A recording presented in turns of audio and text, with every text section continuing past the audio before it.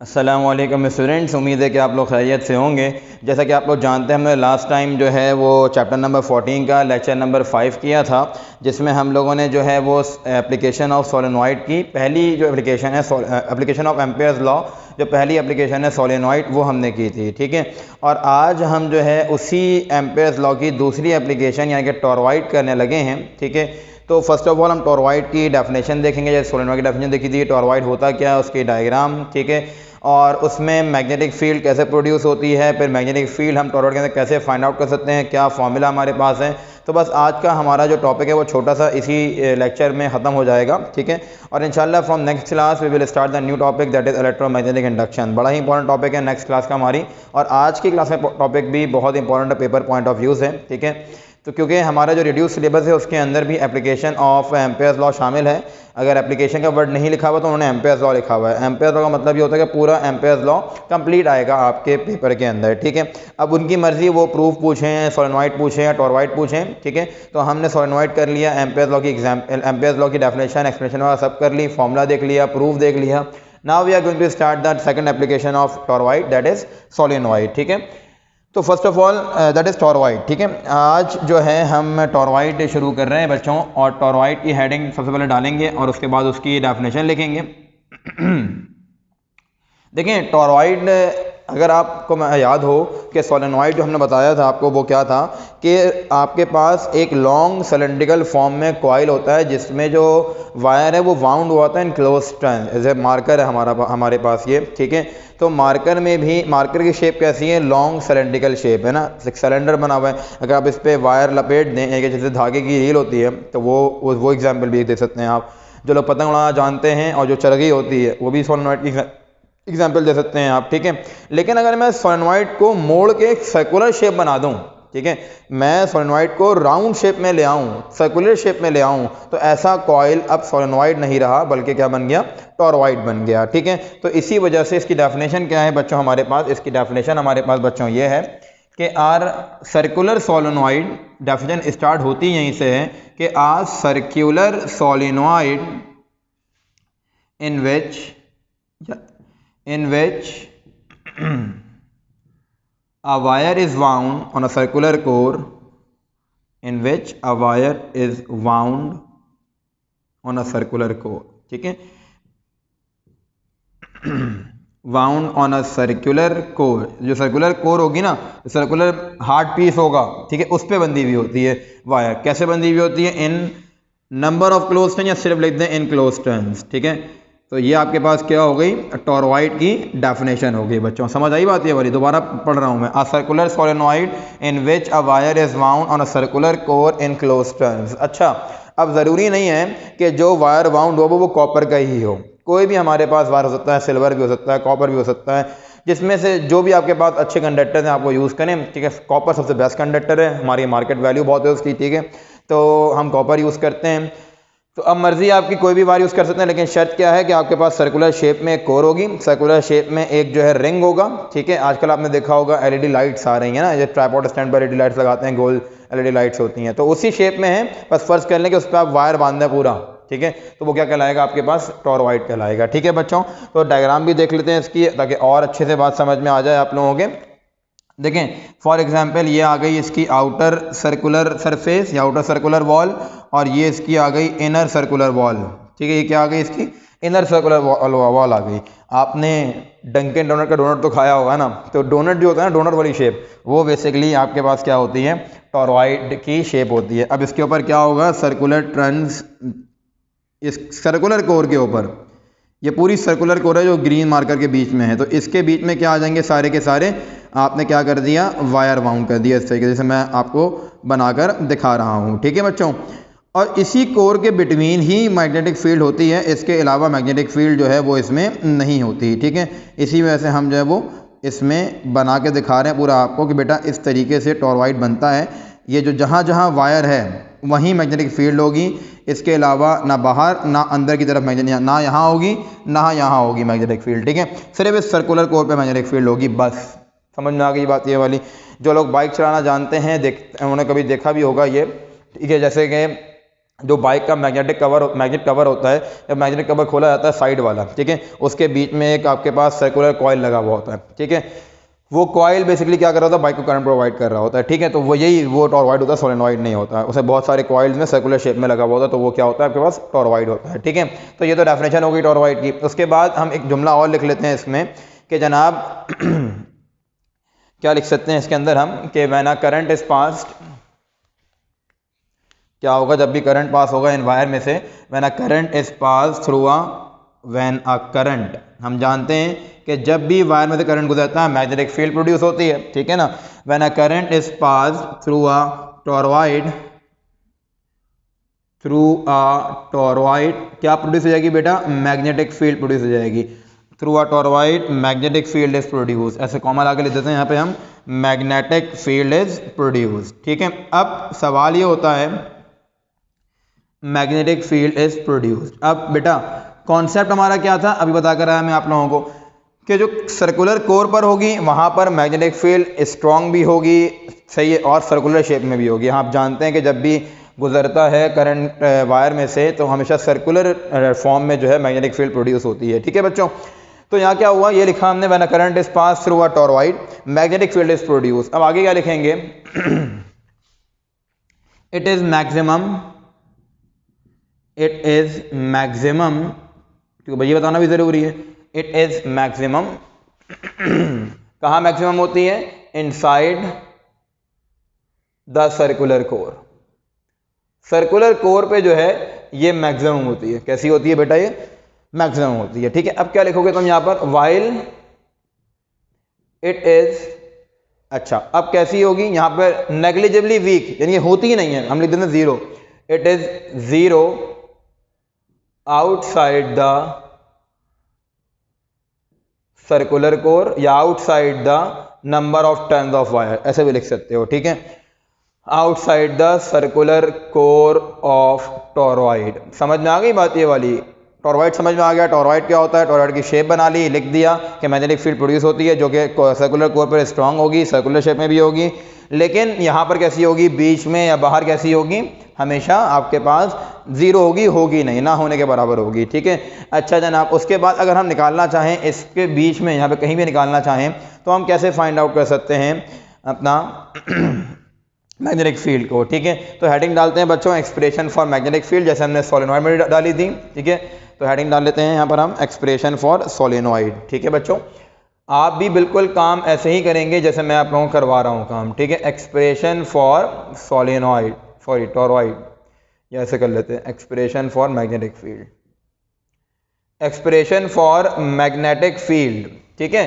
तो ये आ गया आपके पास एक्सप्रेशन फॉर मैग्नेटिक फील्ड, और मैग्नेटिक फील्ड को आप किससे करते हैं रिप्रेजेंट, बी से रिप्रेजेंट करते हैं, ठीक है बच्चों। किससे रिप्रेजेंट करते हैं आप लोग, बी से करते हैं रिप्रेजेंट, ठीक है। अब देखें, हमेशा हर डेरिवेशन के स्टार्ट में एक इंट्रोडक्टरी पैराग्राफ होता है, तो हम भी इसको लिख लेंगे इंट्रोडक्टरी पैराग्राफ को। कैसे लिखेंगे, यहाँ पर हम लिखेंगे इन ऑर्डर टू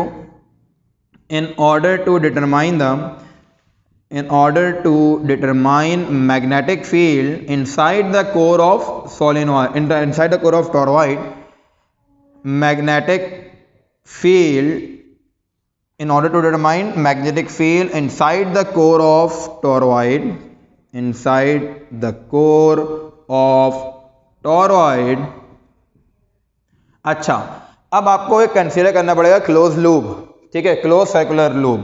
कंसीडर, क्या लिखेंगे बच्चों आप, consider a closed circular loop. आपने क्या कर लिया, एक सर्कुलर लूप कंसीडर कर लिया, कहां पर, इसकी कोर के अंदर, inside the core, inside the core, ठीक है। आपने एक सर्कुलर लूप कंसीडर कर लिया इसके अंदर। जब सर्कुलर लूप कंसीडर कर लिया इसके अंदर, और फिर उसको क्या किया, and divide the loop into small elements. हमेशा हम क्या करते हैं, स्मॉल एलिमेंट्स में डिवाइड कर देते हैं। आपको याद होगा अभी हम पिछला जो पढ़कर आए हैं एम्पेयर्स लॉ, उसमें भी हमने ये काम किया था, ठीक है ना। अच्छा, into small elements of length, बस काफ़ी, इनटू स्मॉल एलिमेंट्स, ठीक है। इसकी मैं डायग्राम बना दूं, मतलब क्या कहना चाह रहा हूं मैं, इस तरीके से हमने क्या किया, इस पूरे मैग्नेटिक जो कोर है, कोर के अंदर जो सर्कुलर लूप कंसिडर कर लिया। क्या कर लिया बच्चों? सर्कुलर लूप कंसिडर कर लिया। ठीक है, अगर सर्कुलर लूप कंसिडर कर लिया मतलब इसके अंदर जो है इस तरीके से ना, मैं डॉटेड लाइन में दिखा भी रहा हूँ आप लोगों को। देखें क्या किया होगा मैंने इस तरीके से इसके अंदर सर्कुलर लूप कंसिडर कर लिया। ठीक है बच्चों, ये डॉटेड लाइन जो बनाई है ना, बेसिकली वो ग्रीन मार्कर से लाइन बनाई हुई है यहाँ पर। ठीक है, अब इसको क्या करना है, हमने स्मॉल एलिमेंट्स में डिवाइड करना है। स्मॉल एलिमेंट्स में डिवाइड कैसे करेंगे मेरा बेटा? इस तरीके से डिवाइड कर देंगे, इस तरीके से। ये हमने लास्ट टाइम एम्पियर्स लॉ में डिवीजन की थी इस तरीके से बच्चों, जहाँ पर हमने टेंजेंशियल कंपोनेंट लिया था। सेम यही काम हम यहाँ पर भी करेंगे, क्योंकि हमारे लिए आसानी हो गई ना टॉरॉइड में। तो हम जानते हैं एक वायर के अलोंग सर्कुलर शेप में मैग्नेटिक फील्ड जो है वो प्रोड्यूस होती है, तो यहाँ हाई ऑलरेडी सर्कुलर शेप, तो हमारे लिए आसानी हो गई। ठीक है, ये बन गया हमारे पास एक सर्कुलर लूप। सर्कुलर लूप में हमने क्या किया, स्मॉल एलिमेंट्स में डिवाइड कर लिया। ठीक है, और हम जानते हैं कि जो मैग्नेटिक फील्ड का कौन सा कॉम्पोनेंट लेना है according to Ampere's law. According to Ampere's law हमने लेना है टेंजेंशियल कॉम्पोनेंट। कौन सा लेना है बेटा? टेंजेंशियल कॉम्पोनेंट लेना है। तो यहाँ से मैं शुरू करूँ अगर, तो ये क्या बन जाएगा? Tangential component of magnetic field. ठीक है, ये बन गया तुम्हारे पास B, tangential component of magnetic field. और ये जो चीज़ है ये क्या बन गई तुम्हारे पास? डेल्टा एल, क्योंकि हम जानते हैं हमने स्मॉल एलिमेंट को क्या लेते हैं? डेल्टा एल लेते हैं। इनके दरमियान एंगल क्या होगा? हम हमेशा क्या होता है? जीरो होता है। जीरो क्यों होता है? क्योंकि ये देखें आप, अलोंग द सेम लाइन है, अलोंग द सेम लाइन है, दैट्स वाई एंगल क्या होता है? हमेशा जीरो होता है। ठीक है, तो आई होप सो कि जितना कुछ मैंने लिखा है समझाया है सब समझ में आप लोगों के आ गया होगा। इसका स्क्रीनशॉट लीजिए आप लोग 2 सेकंड के अंदर, फिर हम आगे इसको रब करके आगे चलते हैं बच्चों।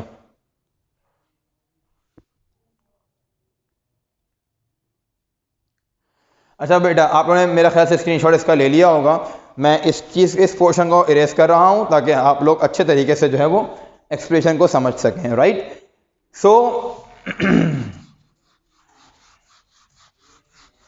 देखें अब क्या होगा इसके बाद।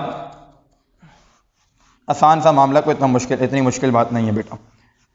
दोनों की प्रैक्टिस कीजिएगा, सोलेनॉइड की भी और टॉरॉइड की भी। As compare to solenoid toroid ज़्यादा आसान है वैसे तो। ठीक है, लेकिन प्रैक्टिस हमें दोनों की करनी है। देखिए बच्चों, अब एम्पेयर लॉ क्या कहता है? एम्पेयर लॉ कहता है कि the sum of dot product of tangential component of magnetic field and element of length of curve.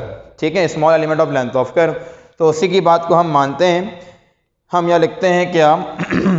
According to Ampere's law, हम यहाँ लिखते हैं बेटा अकॉर्डिंग टू एम्पेयर्स लॉ, बल्कि मैं हेडिंग में बता दूँ तो बच्चे फिर सवाल करते हैं दोबारा हेडिंग डालनी है क्या? मतलब इतने नॉनसेंस होते हैं थोड़े कुछ बच्चे, दोबारा हेडिंग डालनी है क्या? इसलिए मैं हेडिंग में डाल देता हूँ।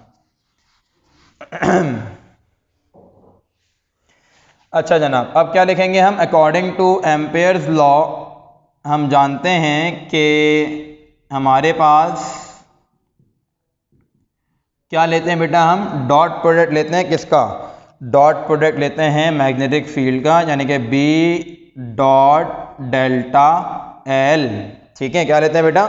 बी डॉट डेल्टा एल लेते हैं। ठीक है, और बी डॉट डेल्टा एल को हम लिख के सकते हैं B delta L cos theta, क्योंकि हम एक बात जानते हैं फर्स्ट ईयर चैप्टर 2 से कि A dot B is equals to A B cos theta होता है। दैट्स वाई यहाँ भी क्या हो गया? A dot B equal to A B cos theta. It's mean कि B dot delta L equal to B delta L cos theta. And as we know that कि यहाँ पर बेटा थीटा जो है वो क्या है? 0 डिग्री है, क्योंकि दोनों सेम लाइन पर हैं, दोनों पैरेलल टू ईच अदर हैं। और cos 0 हमारे पास क्या होता है बच्चों? 1 होता है। जब cos 0 1 होता है तो इसका मतलब क्या हुआ कि बी डेल्टा एल की जो वैल्यू है वो क्या हो जाएगी? बी डॉट डेल्टा एल की जो वैल्यू है बन जाएगी बी डेल्टा एल। समझ आ रही है बात ये वाली आप लोगों के? ठीक है, अब अगर मैं बात करूं यहाँ तो ये सिर्फ होगी ना, यहाँ पर होगी बी डेल्टा एल, लेकिन मेरे पास तो नंबर ऑफ स्मॉल एलिमेंट्स हैं, पहला, दूसरा, तीसरा, चौथा, पांचवा एंड सो ऑन। ठीक है, अब मुझे किस पे चाहिए होगा? मुझे चाहिए होगा होल क्लोज लूप के ऊपर ना। अच्छा, मैं वो कैसे निकालूंगा? ऐसे निकालेंगे, हम जानते हैं ये बात कि फॉर, ऐसे लिख लेते हैं, फॉर ऑल एलिमेंट्स। ठीक है ना, क्या लिख लेते हैं बेटा? For all elements. All elements के लिए क्या होगा? एलिमेंट्स के लिए ये होगा हमारे पास कि यहाँ पे लग जाएगा सिग्मा।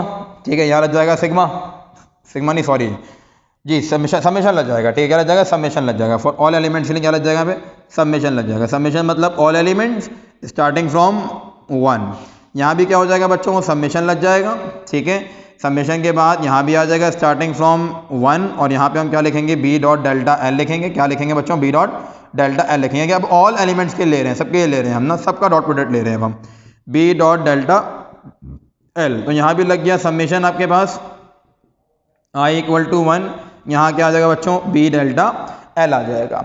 अब देखो delta L 1, delta L 2, delta L 3, delta L 4, delta L N तक अगर हम लिखते हैं तो वो भी बराबर किसके होता है, समेशन ऑफ दिस के बराबर होता है। ठीक है, तो हमने क्या किया, इस डायरेक्टली लिख दिया। जब डायरेक्ट लिख दिया तो ये जो है इस पर अप्लाई होगा, क्योंकि हम जानते हैं कि along a close loop magnetic field कैसी रहेगी, सेम रहेगी। कैसी रहेगी बेटा, मैग्नेटिक फील्ड जो है वो सेम रहेगी। ठीक है, जब मैग्नेटिक फील्ड सेम रहेगी थोड़ा सा जो है वो ब्लैक हो गया था बोर्ड, इसलिए मैं इसको सही से लिख देता हूँ ताकि आप लोगों को बिल्कुल व्यू जो है ना वो क्लियर रहे। जितना अच्छा व्यू होगा उतना समझने में जो है वो आसानी होगी आप लोगों के। ये लिख दिया बेटा दोबारा से, B dot delta L is equals to. ठीक है, अब ऑल एलिमेंट्स की बात करो तो ये तो कैसा है बेटा, कांस्टेंट है, इस पे लग जाएगा समेशन, यानी कि क्या हो जाएगा तुम्हारे पास ये चीज़, ये बन जाएगा summation of all I equals to 1, यानी कि इनिशियल 1 से ले रहा हूँ मैं। ठीक है, B dot delta L is equals to what, ये आ जाएगा तुम्हारे पास क्या, या तुम्हारे पास आ जाएगा बी सबमिशन लग जाएगा किसके ऊपर, सबमिशन लग जाएगा डेल्टा एल के ऊपर, क्योंकि बी तो सेम है। ठीक है, क्या लग गया, डेल्टा एल पे लग गया सबमिशन। समझ आई बात ये वाली बच्चों?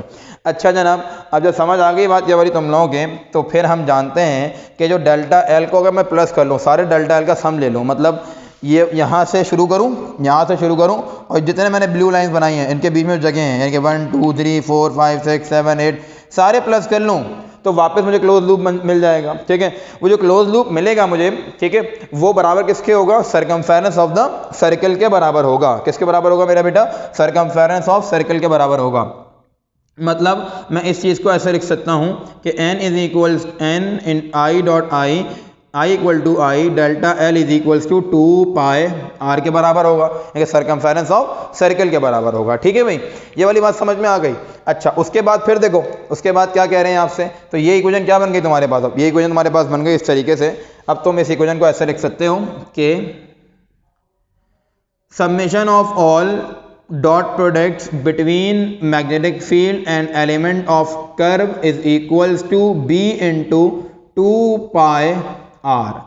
समझ आई बात? इसको तुमने बोल दिया इक्वेशन नंबर 1। क्या बोल दिया बच्चों तुमने, इक्वेशन नंबर 1 बोल दिया। ठीक है, अब अकॉर्डिंग टू एम्पेयर्स लॉ, ये तो तुम्हारे पास डॉट प्रोडक्ट था ना, अब तुम दोबारा क्या करोगे, bye the result of Ampere's law, ये तो कहता है एम्पेयर्स लॉ, और बराबर किसके होता है रिजल्ट, बराबर होता है, क्या लिखोगे यहाँ पे तुम लोग यहाँ लिखोगे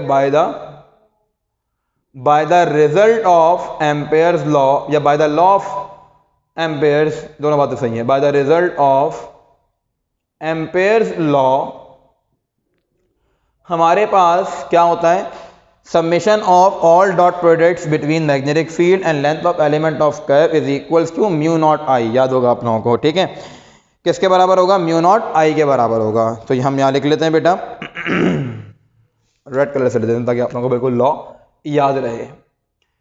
summation of all dot products यानी कि B dot delta L is equals to mu naught I, मतलब करंट इनक्लोज्ड।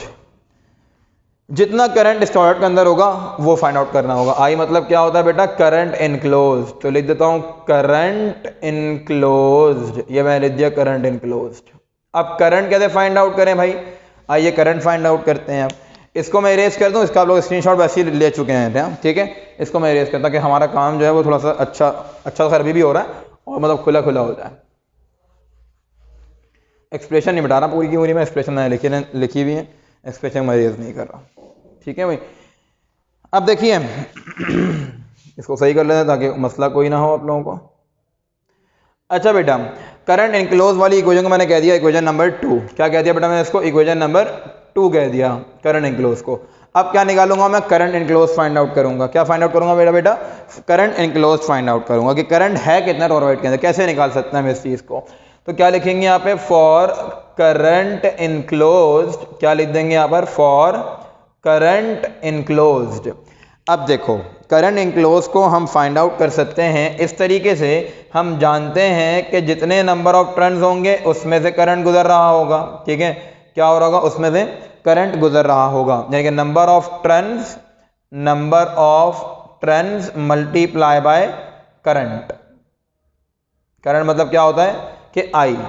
अब कैसे लिख सकते हो इस चीज़ को तुम? इसको लिख सकते हो ना कि करंट इनक्लोज की जो वैल्यू हो गई मेरे पास वो क्या हो गई बच्चों, नंबर ऑफ टर्न मतलब कैपिटल एन, आई से हम रिप्रेजेंट करते हैं किसको, करंट को, ठीक है। नाउ इक्वेशन नंबर 2 बिकम्स, अब मेरे पास इक्वेशन नंबर 2 क्या बन जाएगी, now equation number 2 becomes, now equation 2 becomes, हमारे पास इक्वेशन 2 क्या बन गई, इक्वेशन 2 बन गई हमारे पास, ये बन गई कि जनाब summation of all dot products between magnetic field, tangential component of magnetic field and length of element of curve is equals to mu naught, is equals to what बेटा, mu naught into N I, into mu naught into N I, mu naught into N I, ऐसे ले देता हूं मैं, समझ आई बात ये वाली, म्यू नॉट इंटू एन आई आ गया, सही है भाई। अच्छा जनाब, उसके बाद ये कहलाई इक्वेशन नंबर 3, क्या कहलाई मेरा बेटा, ये इक्वेशन नंबर 3 कहलाई। अब जरा देखना क्या करने लगा हूं मैं, इक्वेशन 1 भी इसके बराबर है, इक्वेशन 3 भी इसके बराबर है। अब हम क्या करेंगे, इक्वेशन 1 को और 3 को कंपेयर कर लेंगे ताकि अपना रिजल्ट फाइंड आउट कर लें, अपना रिजल्ट फाइंड आउट कर लें कि हमारे पास जो है बी का फॉर्मूला क्या होगा। If we want to find out the magnetic field in a inside the core of toroid, then हमारे पास कोई ना कोई फॉर्मूला होना चाहिए था, बहुत ज़रूरी फॉर्मूला था हमारे पास वो, ठीक है। तो अब फॉर्मूला हमने निकालना है, कैसे फॉर्मूला निकलेगा बेटा, फॉर्मूला निकालने के लिए हमें क्या करना पड़ेगा, हमें करना पड़ेगा comparing equation number 1 and 3, comparing equation 1 and equation 3 हमें फाइंड आउट करनी पड़ेगी। अच्छा, कैसे फाइंड आउट होगी अब हमारे पास वो, हमारे पास फाइंड आउट होगी इस तरीके से कि ये बन जाएगा B dot 2 pi R is equals to mu naught N I. B का फॉर्मूला चाहिए, 2 पाई आर क्या हो रहा है, मल्टीप्लाई हो रहा है, हमारा देखिए क्या हो जाएगा बच्चों, डिवाइड हो जाएगा, ठीक है, ये हो गया डिवाइड।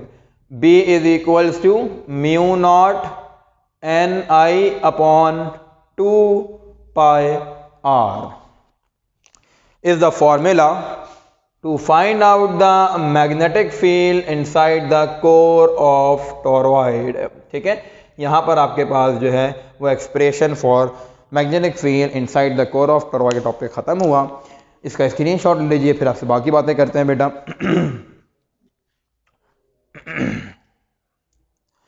बिल्कुल जिस तरह करवाया है काम उसी तरीके से कीजिएगा, कोई भी चीज़ जो है अपनी तरफ से लिखने की कोशिश नहीं करेंगे। जितनी वर्डिंग लिखवाई है, जिस तरह से लिखवाई है, जैसे डेफिनेशन लिखवाई है, जैसे डायग्राम बनाई है, ये डायग्राम बनाने के लिए आप कंपास यूज़ करेंगे, ऐसे मत बना दीजिएगा, ठीक है, डायरेक्ट इस तरीके से। और कोई सवाल हो किसी भी स्टेप में, हमेशा कहता हूँ आपसे ये बात कि बेटा आप मुझसे पूछ सकते हैं, इसका स्क्रीनशॉट लीजिए, ठीक है। कोई चीज़ समझ में ना आए आप मुझे ऑडियो भेज दें स्क्रीनशॉट के साथ, ये चीज़ समझ में, ये कैंडी दोबारा बता दें, एज सून एज पॉसिबल, जितना मेरे लिए मुमकिन होगा मैं फ़ौरन से आपको जो है वो उसका ऑडियो में ही रिप्लाई कर दूंगा। लिखने में जो है वो बात समझ में नहीं आएगी, ऑडियो में ज़्यादा अच्छी बात समझ में आ जाएगी, ठीक है। एक बार मैं रिव्यू कर दूँ कि हमने कितने लेक्चर्स कर लिए चैप्टर 14 के, 6, ये हमारे पास नंबर 6 लेक्चर था। नंबर 1 में हमने क्या किया था, force on a charge particle place in a uniform magnetic field. Part 2 में हमने यानी लेक्चर 2 में हमने क्या किया कि force on a current carrying conductor किया, यानी कि पहला हमारा पहली डेरिवेशन थी F is equals to Q V B sine theta, दूसरी डेरिवेशन थी F is equals to B I L sine theta. फिर उसके बाद हमने लेक्चर नंबर 3 किया जिसमें हमने पढ़ा था torque on a rectangular coil place in a uniform magnetic field, ठीक है। इसका फॉर्मूला क्या आया था, टॉ इज इक्वल्स टू बीना कॉस अल्फा, ठीक है। चौथा हमने किया हमारे पास Biot and Savart's law and Ampere's law हमने किया था, उसकी पूरी हमने जो है डिटेल स्टडी की थी, एक्सप्लेनेशन और प्रूफ उसका सब हमने लिख किया था, ठीक है। फिर 5वां लेक्चर हमने कौन सा किया, एप्लीकेशन ऑफ एम्पेयर्स लॉ की पहली एप्लीकेशन यानी कि सोलेनॉइड की कंप्लीट, जिसमें हमने टॉरॉइड का सारा काम किया, वैसे हमने सोलेनॉइड का सारा काम किया था। And now today is lecture number 6 और इसमें हमने क्या किया, टॉरॉइड की कंप्लीट स्टडी की है। ये अब तक का जो काम हुआ है बेटा इंतहाई इंपॉर्टेंट था, इसमें हमने कुछ भी स्किप नहीं किया इस चैप्टर में से। चैप्टर जहाँ से शुरू हुआ अब तक यहाँ तक हमने सारा काम किया, ठीक है। तो आपने तीनों डेरिवेशंस बहुत अच्छे से प्रैक्टिस करनी है, बहुत अच्छे से प्रैक्टिस करनी है। उसके बाद एम्पेयर्स लॉ का स्टेटमेंट और उसका प्रूफ, ये वाली डेरिवेशन टॉरॉइड की, सोलेनॉइड की, जो कुछ करवा रहा हूँ बिल्कुल इसको ऐसे ही याद करके लिख लीजिएगा, ठीक है, कहीं ना कहीं पे। और इन सब काम को हमने फेयर रजिस्टर में करना है, जैसे फिजिकल क्लासेस में आप लोग करते थे फेयर रजिस्टर के अंदर, ठीक है। और कोई बात पूछनी हो रिगार्डिंग फिजिक्स तो आप लोग मुझसे पूछ सकते हैं, ठीक है। आई होप सो के समझ में सब कुछ आ गया होगा इंशाल्लाह, ठीक है। अपना ख्याल रखिएगा बच्चों, अल्लाह हाफ़िज़।